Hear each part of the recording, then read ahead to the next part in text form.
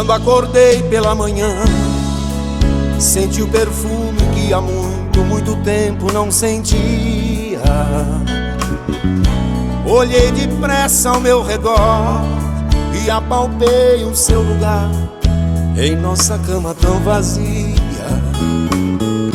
Eu que cheguei de um sonho bom, chorei ao ver tudo acabado, tanto amor, tanta doçura.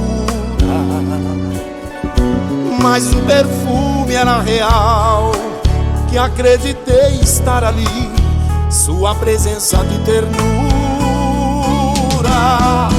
E de repente vi você sair com a toalha no seu corpo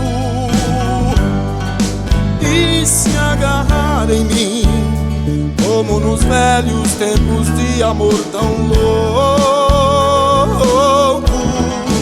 Nada mais sei de nós, porque morremos abraçados num desejo,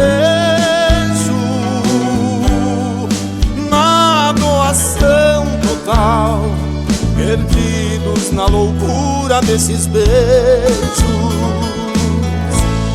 A tarde nos surpreendeu e no delírio do desejo nem um pouco mais dormimos, porque o amor pedia bis e outra vez nos abraçamos, tudo de novo repetimos. E nesse fogo da paixão vivemos 24 horas sem sair de nossa alcova. Este prazer nunca parou, porque o nosso grande amor todos os dias se renova.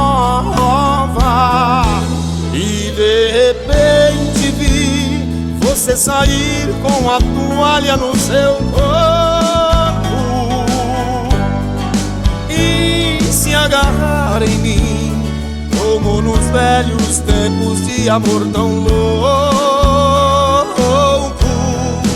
Nada mais sei de nós, porque morremos abraçados num desejo, na doação total, perdidos na loucura desses beijos.